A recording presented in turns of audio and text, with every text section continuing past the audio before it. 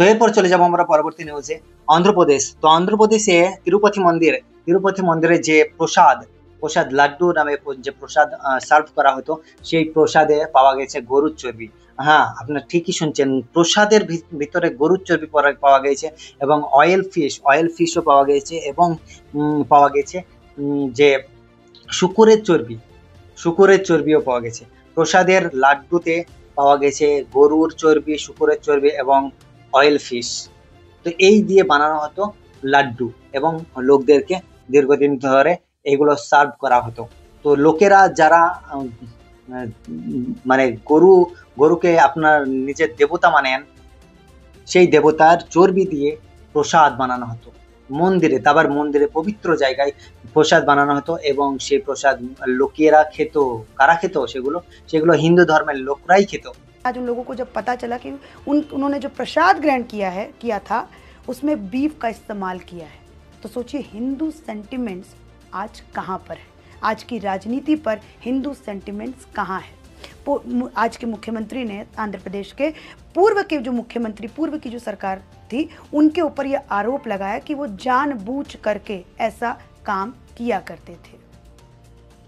फिर मैंने वहाँ के ट्रस्ट के लोगों में मैंने जब सर्च करना चालू किया कि वहाँ के ट्रस्ट के लोगों में कौन कौन है, तो आप ताज्जुब करेंगे कि वहाँ पे हाइड किया गया है कि कौन कौन मंदिर के ट्रस्ट में अभी मौजूद है, कौन कौन वहाँ पे मेंबर है। देखिए लिखा हुआ है, इस ट्रस्ट का नाम है Tirumala Tirupati Devasthanam board chairman and member details are temporary disabled in accordance with election code. मतलब ये इलेक्शन से ही ये बंद है। अभी हाल फिलहाल में ही आंध्र प्रदेश का इलेक्शन हुआ था, उसी समय से यहाँ के बोर्ड्स के मेंबर का नाम जो है वो हाइड कर रखा है। इसके पीछे बहुत बड़ी कॉन्स्पिरेसी है। लेकिन मुझे नफरत नहीं समझ में आती कि हिंदू कम्युनिटी से हमारे देश के नेताओं को क्या नफरत है। जब मैं ये सारी बातें बोलूँगी तो बहुत सारे लोग मुझे कमेंट में लिखेंगे कि आप तो बीजेपी की पपेट हैं, लेकिन बीजेपी के ऊपर ये टैबू नहीं है कि वो सिर्फ हिंदुओं की पार्टी है। मैं हिंदू की यहाँ पर बात कर रही हूँ। सोचिए वो लाखों करोड़ हिंदू जो लहसुन प्याज भी नहीं खाते, जब उन्हें आज पता चलेगा कि जिस गाय की वो पूजा करते हैं उसी गाय की चर्बी का जो है वो इस्तेमाल किया गया है उनके मेन प्रसाद में जो उन्होंने कभी ग्रहण किया था।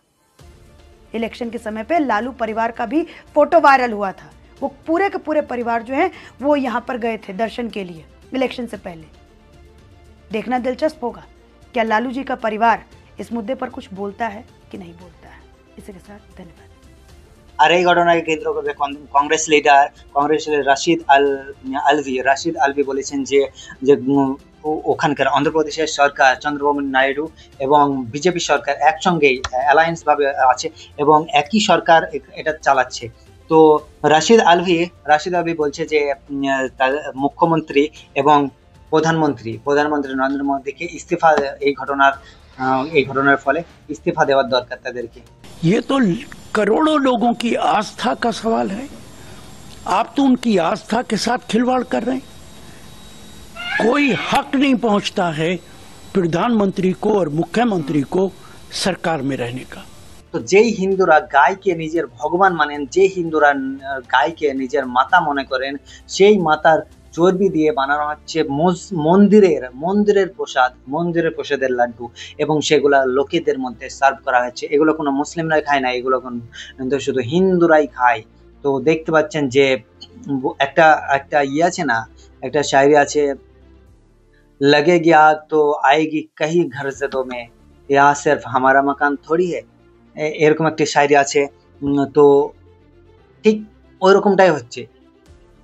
এরকমটাই হচ্ছে যে সাম্প্রদায়িক দাঙ্গা পুরো দেশের মধ্যে এরা ফেলাচ্ছে।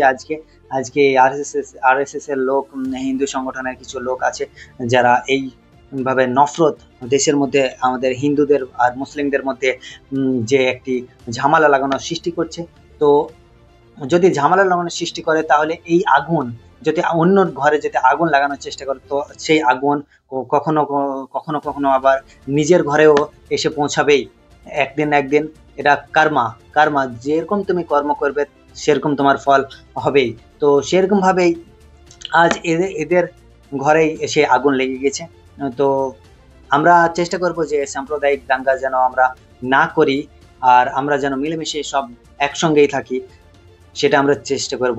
ইনকিলাব জিন্দাবাদ।